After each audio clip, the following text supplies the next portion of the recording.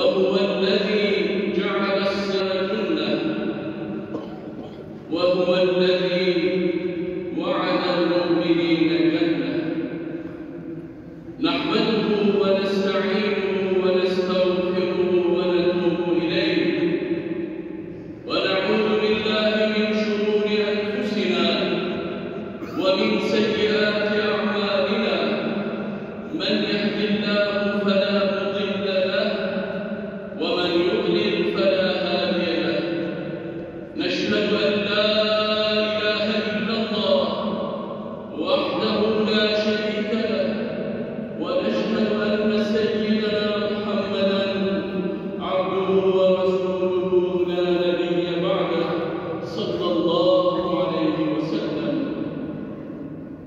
أما بعد فيا عباد الله اتقوا الله وأطيعوه إن الله مع الذين اتقوا والذين هم محسنون قال الله عز وجل في كتابه الكريم أستعين بالله بسم الله الرحمن الرحيم ولا تستوي الحسنة ولا السيئة ادفع بالتي هي أحسن فإذا الذي بينك وبينه عداوة كأنه ولي حميم صدق الله العظيم وقال النبي صلى الله عليه وسلم البر حسن الخلق والإثم ما حاك في نفسك وكرهت أن يطلع عليه الناس صدق رسول الله فيما قال أو كما قال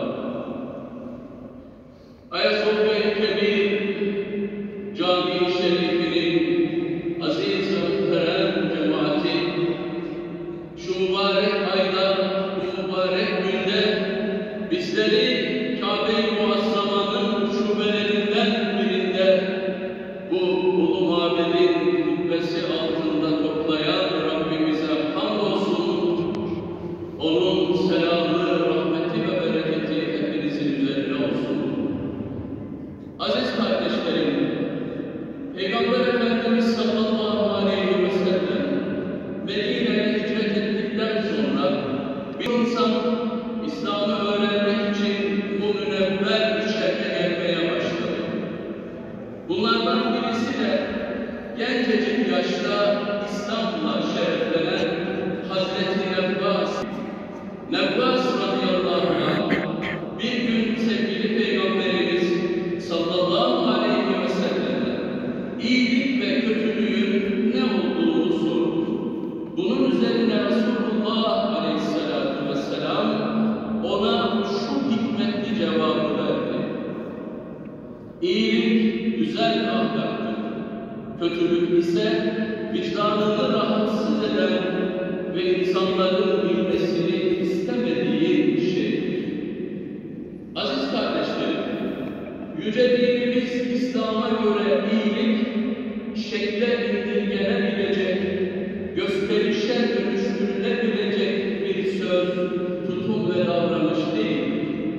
İyilik, hayatımızın gayesi, imanımızın ve kulluğumuzun değildir.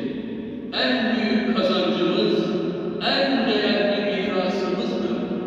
Ahlakın zirvesi, toplumsal barışın en güçlü bağıdır. Yüce Rabbimiz Bakara Suresinin 177. ayet-i kerimesinde gerçek iyiliği şöyle anlatmaktadır. İyilik Allah'a, ahiret gününe, meleklere, kitaba ve peygamberlere iman etmektir. Dünya malına olan aşırı sevgiye rağmen onu yakınlara, yetimlere, yoksullara, yolda kalmışlara, ihtiyacından dolayı isteyenlere ve kölelere vermektir. Namazı dosdoğru kılmak, zekatı hakkıyla ödemektir. Sözleşme yaptığında sözüne sadakatle bağlı kalmaktır. darlıkta, hastalıkta ve cihadın en şiddetli olduğu zamanlarda İşte böyle tarif ediyor Rabbimiz Teala Kur'an-ı Hakîm'inde gerçek iyilik ne olur? Kıymetli müminler, her yerde ve her birimizin elimiz, dilimiz, malımız, ilmimiz, mesleğimiz ve tecrübelerimizle yapabileceğimiz bir iyilik mutlaka vardır. Bazen iyilik, hürmetkar bir evlat, vefakar bir eş olmaktır, merhametli bir anne baba, güler yüz ve tatlı bir insan olabilmektir. Bazen de iyilik, büyük küçük demeden herkese selam vermektir. Hatır sormaktır. Bir çocuğa sevgi, bir yaşlıya saygı göstermektir. Bir canlıya merhamet etmektir. Elimizle ve dilimizle kimseyi incitmemektir. Değerli